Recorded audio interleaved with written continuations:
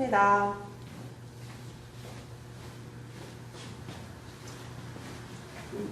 탈색은 테스트를 그냥 닦아서 보잖아요, 사장님. 네. 그러면 페어는 똑같이 닦아서 보나요? 테스트를 보실 때 보면 대부분 스트랜드라고 해서 이렇게 약을 걷어내서 보시거든요. 네. 근데 탈색제는 결국은 말 그대로 탈색만 시키는 거지 염색을 같이 해주는 게 아니잖아요. 그래서 노랗게 되는 거는 뭐 굳이 이렇게 걷어내지 않아도 눈으로 식별이 가능한데, 헤어는 보시다시피 탈색을 시켜서 색소를 여기다 다시 착색을 해주는 거기 때문에 손으로 이렇게 걷어서 보시는 것보다는 저는 항상 물 테스트를 해서 보는 편입니다. 그래서 물로 깨끗이 씻은 다음에 결과색을 좀 확인하고, 그리고 그 확인된 색상이 나중에 시술했을 때의 마무리 색이라고 보시면 될 것 같아요.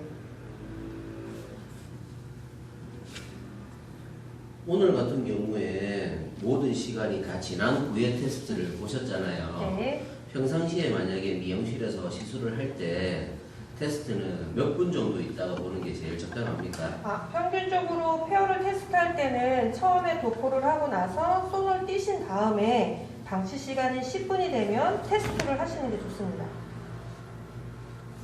그리고 왜 그렇게 해야 되냐면, 일단 요거 잠깐 설명 먼저 좀 해드려 볼게요. 제가 지금 물로 씻어서 본 자리, 그 다음에 약재를 걷어내는 자리, 아마 눈으로도 보이실 거예요.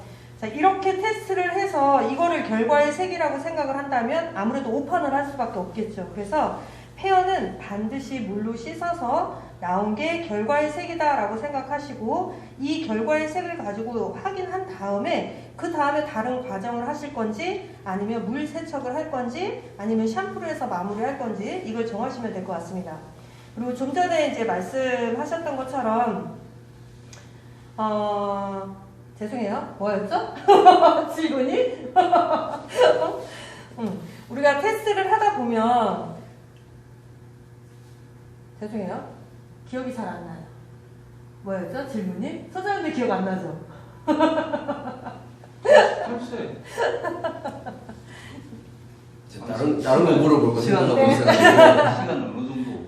맞다. 10분이 되면 테스트를 본다고 이제 말씀을 드렸는데요. 기억났어요. 그런데 우리가 10분이 된 다음에 테스트를 해야 하는 이유는, 이게 이제 방치 시간이 10분이 되고 나서 계속 방치를 할 건지, 아니면 다른 부위에 약재를 도포를 할 건지를 정해야 되기 때문에, 그런 경우에는 10분 있다가 테스트를 하는데, 지금처럼 이렇게 디자인을 하게 되는 경우에는 사실 10분씩 테스트를 보지 마시고요. 그냥 디자인한 다음 방치 시간은 전 두 가지를 해요. 첫 번째는 30분 타임을 볼 건지, 두 번째는 50분 타임을 볼 건지. 전 가급적이면 좀 따뜻한 계열의 색상을 가지고 시술할 때는 30분의 타임을 보고요. 조금 차가운 색 쪽으로 희망을 하거나, 아니면 표백을 좀 많이 올려야 되는 케이스는 최대 방치인 50분을 보고 있습니다. 그럼 사장님, 보통 우리가 탈색 레벨이라고 하잖아요. 네. 그러면 총 뭐 10단계에서는 탈색을 한 번을 하면 6이나 7레벨 정도가 나온다. 20단계로 따지면 14레벨 정도가 나온다라고 한다면, 네. 페어는 한 번 했을 때 10단계에서는 몇 레벨로 나오고 20단계에서는 몇 레벨로 나오나요? 대부분 사람들이 그 부분 때문에 좀 혼선을 많이 갖기는 해요. 제가 설명을 할 때 저는 항상 레벨 스케일을 10을 기준점으로 이제 설명을 하고 있거든요. 그러다 보니까 페어가 어느 정도 톤업이 됩니까? 그러면 한 번에 7톤이 상승됩니다. 이렇게 말씀을 드리고 있어요. 근데 7톤이 상승이 된다라고 하면 어떤 분들은 염색도 그 정도 되는 거 아닙니까? 이렇게 말씀하는 경우가 좀 있거든요. 저는 10을 기준으로 해서 7단계가 올라가는 거고요. 여러분들이 생각할 때는 20레벨을 기준점으로 하니까 아마 14에서 16톤 정도가 상승된다라고 보시면 될 것 같아요. 그래서 실질적으로 이게 레벨 탈색에 대한 레벨 스케일인데요. 검정 모발을 시작을 해서 한 번에 점프를 하면 7톤이 나오니까 대략 이 정도가 나온다라고 보시면 될 것 같고요.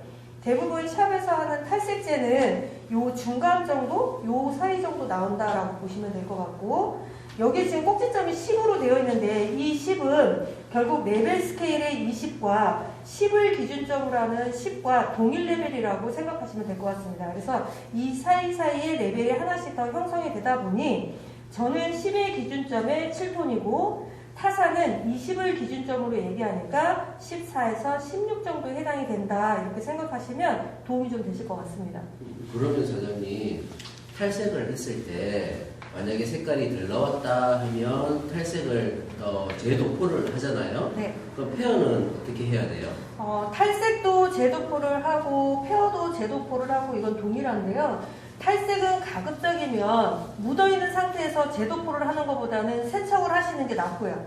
페어는 물 세척을 하고 나서 하는 것보다는 도포가 되어 있는 상태에서 다시 재도포를 하는 게 훨씬 더 효과적입니다. 이게 이제 차이가 뭐냐? 탈색제는 일단 방치의 시간이 지나게 되면 아무리 약제를 새로운 거를 도포를 하게 되면 표백은 더 잘 될 수는 있겠죠?